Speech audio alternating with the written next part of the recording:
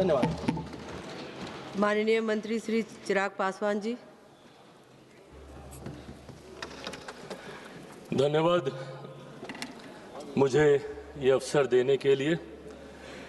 आज मैं मेरी पार्टी लोक जनशक्ति पार्टी रामविलास की तरफ से माननीय स्पीकर साहब के ऊपर आए अविश्वास प्रस्ताव के विरोध में अपनी बातों को रखने के लिए यहाँ पे खड़ा हुआ हूँ।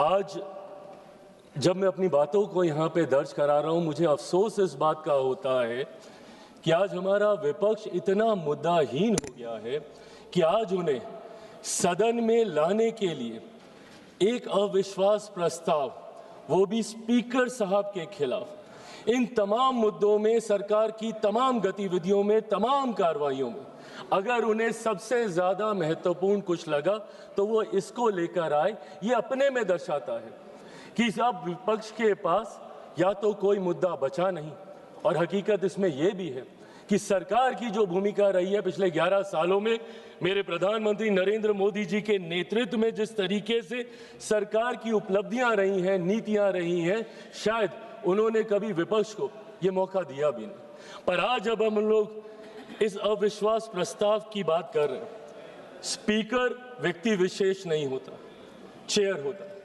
और इस चेयर का सम्मान हम सब करते हैं, हम सबको करना चाहिए। ये चेयर किस आधार पर काम करती है? संविधान के आधार पर। संविधान के आधार पर भारत की संसद, हमारा देश एकमात्र आधार पर चलता है। मेरे प्रधानमंत्री ने अपने शब्दों में इस बात को कहा कि देश चलेगा तो सिर्फ और सिर्फ संविधान के आधार पर चलेगा।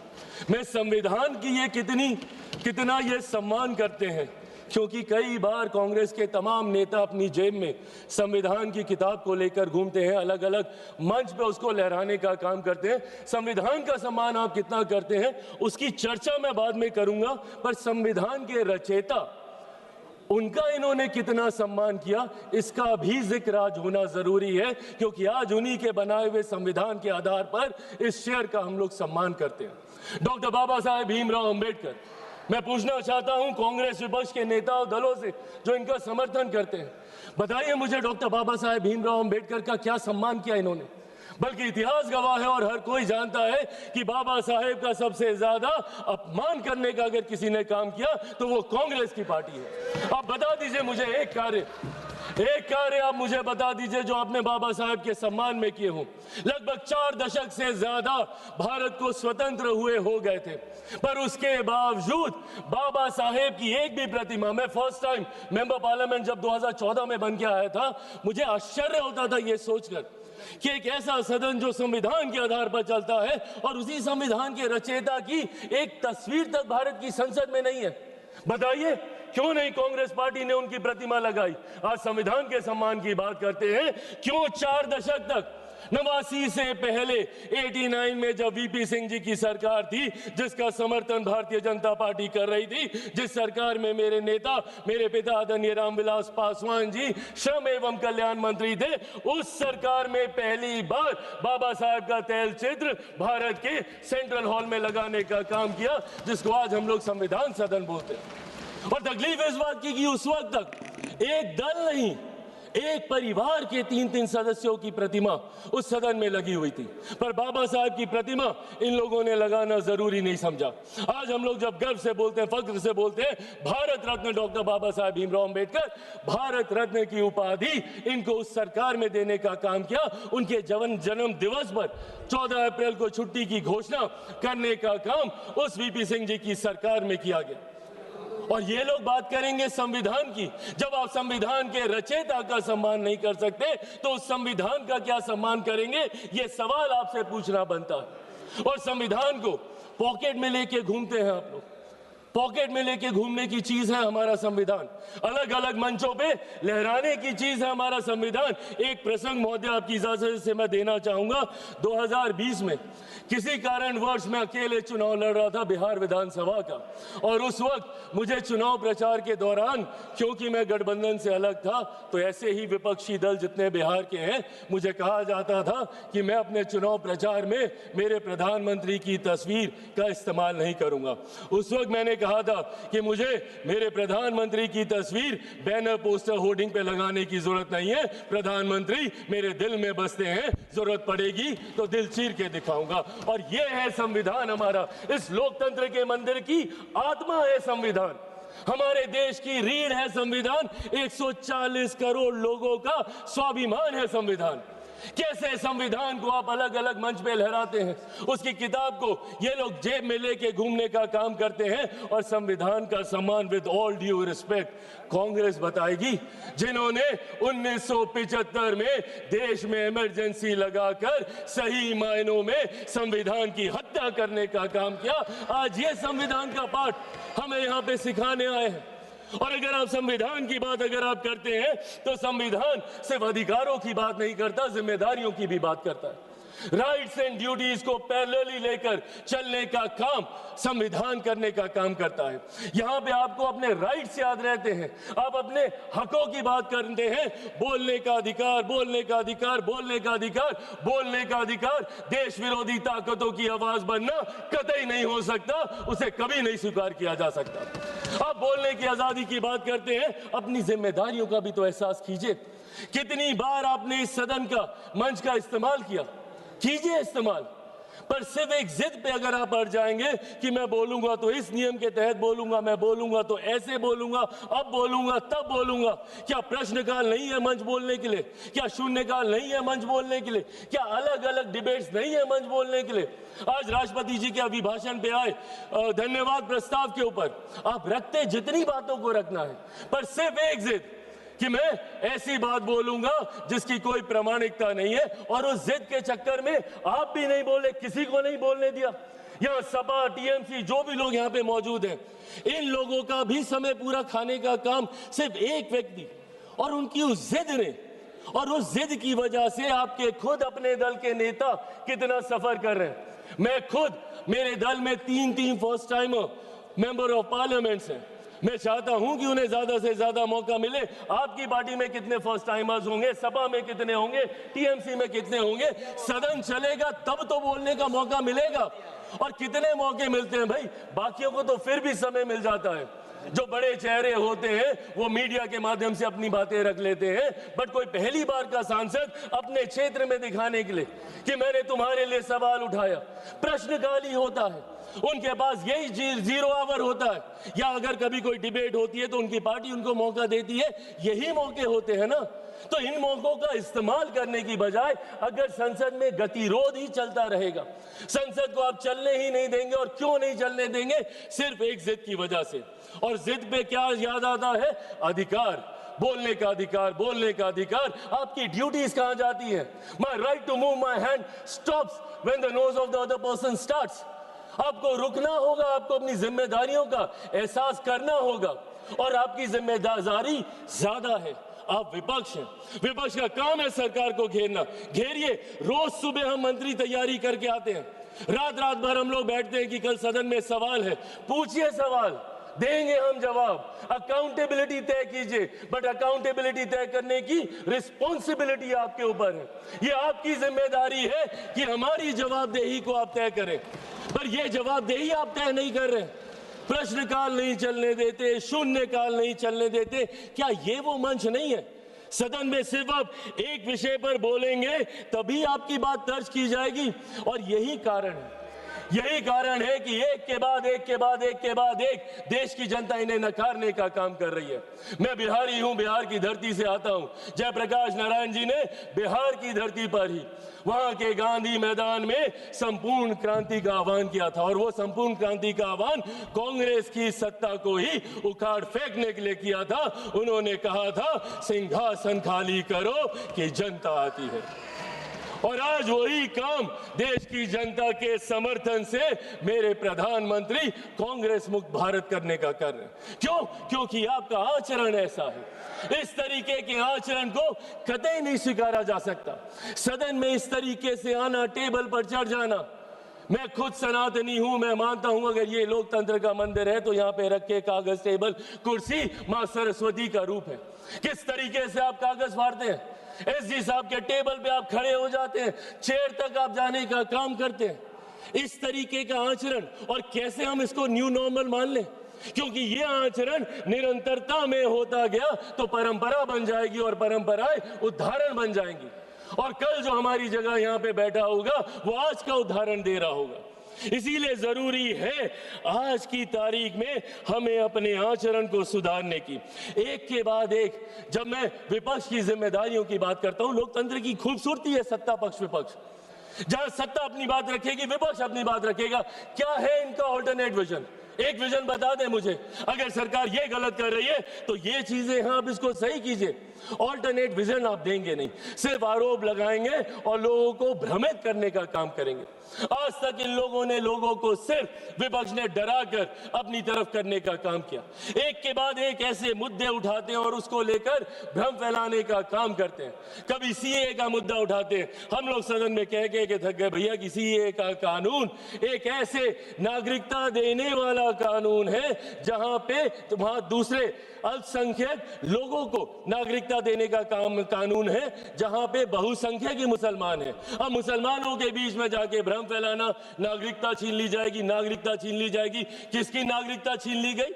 पूरी लोकसभा का चुनाव ये लड़ते रहे कि अगर वापस से मोदी जी तीसरी बार आ गए तो संविधान की हत्या हो जाएगी, लोकतंत्र समाप्त हो जाएगा, आरक्षण समाप्त कर दिया जाएगा।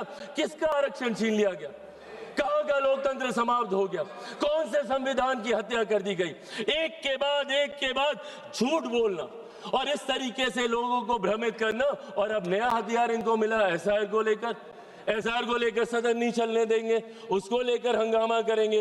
अरे प्रभु, एसआईआर पहली बार थोड़ी हुआ, आपके समय पे भी हुआ था। उस वक्त क्या हो गया एसआईआर को लेकर? और एसआईआर का जवाब तो बिहार की जनता ने दिया ना। एलओपी गए थे वहां पे 10-12 दिन वहां पे करके आए और ऐतिहासिक हार वहां पे दर्ज करा कर आए। अपने साथी दलों की भी ऐतिहासिक हार वहां पे दर्ज करा कर आए। हकीकत यह है कि एसआईआर नहीं, जो ये वोट चोरी बोलते हैं, वोट चोरी नहीं, इनका जनादेश चोरी होता जा रहा है और इस बात का एहसास ही इनको नहीं हो रहा। क्यों? क्योंकि ये अपनी अंतरात्मा में झांक के नहीं देखते। इनको आरोप लगाना है पर आत्ममंथन नहीं करना। इनको दूसरे से सवाल पूछने हैं बट खुद से कभी सवाल नहीं करने, और यही कारण है। और आज एक व्यक्ति का विरोध करते करते, मेरे प्रधानमंत्री का विरोध करते करते अब देश का विरोध करने लग गए। एआई समिट जहां पे अंतरराष्ट्रीय जगह से लोग आए हैं, इंटरनेशनल मीडिया वहां पे मौजूद है, और क्या कर रहे हैं आप? और एक ऐसा समिट जहां पे दूसरे देशों के राष्ट्रीय अध्यक्ष आकर हमारी प्रणाली की तारीफ कर रहे हैं, जिसका विरोध इन्होंने उस वक्त भी किया था। यूपीआई के वक्त इन्होंने कहा था कैसे होगा, एक औरत जो ठेले पे है वो कैसे उसकी पेमेंट करेगी, पॉश मशीन कहां से लगेगी, और आज उसी की तारीफ फ्रांस के राष्ट्रीय अध्यक्ष करके जा रहे हैं। और उस समिट में इन्होंने देश को अपमानित करने का काम किया। डेड इकोनॉमी बुलाते हैं हमारे देश को ये, जबकि दूसरे लोग और अर्थशास्त्री इस बात को मानते हैं कि India is one of the fastest growing economy. Global challenges होने के बावजूद हमारी अर्थव्यवस्था मजबूत होती जा रही है। क्या ये सामान्य बात है कि दहाई के आंकड़े से धीरे धीरे हम लोग करते करते चौथे नंबर पर आ गए? आने वाले दिनों में वो दिन भी दूर नहीं जब हमारा देश दुनिया की तीसरी सबसे बड़ी अर्थव्यवस्था होगा। और ऐसे में आप हमारे देश की इकोनॉमी को और हमारे देश की इकोनॉमी को हमारे ही लोग डेड इकोनॉमी बताने का काम कर रहे हैं। इसीलिए आज इस मंच के माध्यम से बस मैं ये आग्रह करूंगा, एक बार मदद कर दें, कहां पे दे तो दो। इसीलिए आज इस मंच के माध्यम से मैं आग्रह करूंगा और विपक्ष से भी करूंगा, and I think it's our collective responsibility. जहां चुनाव लड़ना था हम लोग लड़ आए, जितने आरोप प्रत्यारोप करने थे हम कर आए, और हमें कई मौके मिलेंगे। अभी फिर असम में मौका मिलेगा, बंगाल में मिलेगा, हर राज्य में मिलेगा। जब तक वन नेशन वन इलेक्शन नहीं आता, हमें हर दूसरे तीसरे महीने हमें मौका मिलता रहेगा आरोप प्रत्यारोप करने का। पर सदन को तो इससे बख्शे। Let it be a collective responsibility of all of us to come together। और यहाँ पे बात हो, और बात होनी जरूरी है। सहमति असहमति की बात नहीं है, बात होनी जरूरी है। आप अपना पक्ष रखें, हम अपना पक्ष रखेंगे, लोगों को उसके बाद फैसला करने दीजिए। आप राष्ट्रपति जी के अभिभाषण पे आपके पास पूरा समय था, आप राष्ट्रपति जी के सम्मान की बात करते हैं। क्या आप बताइए, उनके अभिभाषण पे आए धन्यवाद प्रस्ताव का इस तरीके से निरादर करना, क्या ये उनका अपमान नहीं था?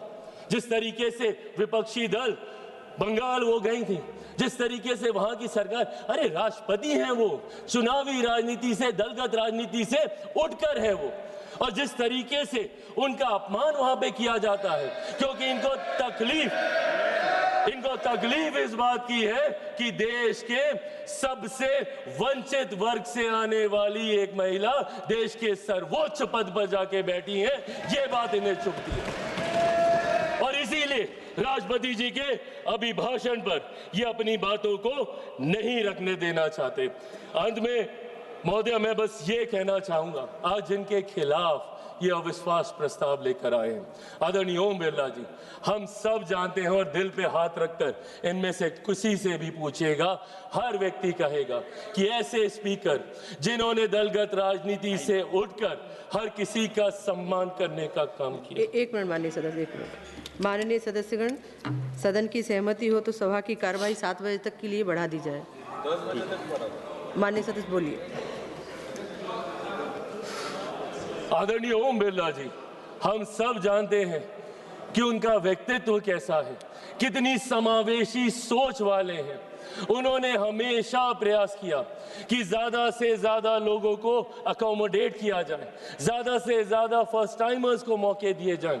दुनिया भर के प्रोग्राम्स उन्होंने चलाए, इंटरेक्टिव सेशंस उन्होंने चलाए, और वो आज से इस चेयर पे थोड़ी बैठे हैं, उनका अपना अनुभव है। पिछली लोकसभा में भी वो इस चेयर पे बैठकर इस सदन का संचालन करते रहे और खूबसूरती से करते रहे। और किसी से भी पूछेगा, हर कोई मानेगा कि कतई उनके आचरण में, उनके व्यवहार में या उनकी समावेशी सोच में अगर किसी को किसी बात की तकलीफ हो, पर इन लोगों को दिक्कत इसी बात की होती है कि भाई अगर कुर्सी पे बैठा कोई व्यक्ति ऐसे फैसले ले रहा है जो देश हित में है, जो राष्ट्र निर्माण में है, हमारी सरकार ऐसे प्रस्ताव लेकर आ रही है, तो कैसे ये उसका समर्थन कर सकते हैं? आज पूछिए इनको किस बात की तकलीफ है मेरी सरकार से। इस बात की तकलीफ कि आज राष्ट्रीय स्तर पर ही नहीं, अंतर्राष्ट्रीय स्तर पर मेरे प्रधानमंत्री के नेतृत्व में हम लोग हर सेक्टर में आगे बढ़ने का हम लोग काम कर रहे हैं। किस बात की तकलीफ है? मैंने बाबा साहेब का जिक्र किया। जब मैं इनसे सवाल पूछता हूं कि आपने क्या किया, हमारी सरकार ने प्रधानमंत्री जी के नेतृत्व में बाबा साहेब से जुड़े हुए जितने 5 स्थल थे, भले मऊ में उनकी जन्मभूमि हो या दिल्ली में जहां पे उनका निवास था, या चैत्य भूमि हो या दीक्षा भूमि हो, या लंदन में जहां पे उन्होंने उच्च शिक्षा हासिल की, उन तमाम जगहों को तीर्थ स्थल के तौर पर हम लोगों ने विकसित करने का काम किया। अलग अलग योजनाओं के माध्यम से गरीबों को मुख्य धारा के साथ जोड़ने का काम किया। पिछले 11 साल में 25 करोड़ लोगों को हम लोगों ने गरीबी रेखा से बाहर निकालने का काम किया। देश की एक बड़ी आबादी को घर घर राशन पहुंचाने का काम किया ताकि उनके हाथ में ज्यादा पैसे बच सके। उनकी प्रति व्यक्ति आय को बढ़ाने का हमने काम किया। एक के बाद एक ऐसे फैसले मेरे प्रधानमंत्री के नेतृत्व में लिए गए, जिसकी वजह से आज हमारा देश वैश्विक चुनौतियों के बावजूद एक स्थिर व्यवस्था है, एक स्थिर अर्थव्यवस्था है, और धीरे धीरे ये बढ़ती जा रही है। और आज मैं पुनः यह आग्रह करूंगा, अगर इसके बाद भी शिकायत है, तकलीफ है, तो ये मंच उसी के लिए है। आए हम सब मिलकर इस मंच का इस्तेमाल करें, ज्यादा से ज्यादा समय यहाँ पे काम होने दें। मेरे नेता, मेरे पिता निरंतरता में लंबे समय तक इस सदन के सदस्य रहे। उनसे मैंने आचरण सीखे, उनसे मैंने परंपराएं सीखी, उनसे मैंने यहाँ की कार्यशैली सीखी। बट जिस तरीके का आचरण आज मैं देख रहा हूँ, ये हम सबको याद रखने की जरूरत है कि कोई व्यक्ति अजर अमर होकर नहीं आता है। आज हम हैं, कल कोई और आएगा, पर जो दूसरा कल आएगा वो आपका मूल्यांकन कैसे करेगा, वो आपको कैसे देखेगा, ये आपके आज के आचरण पे निर्धारित होता है।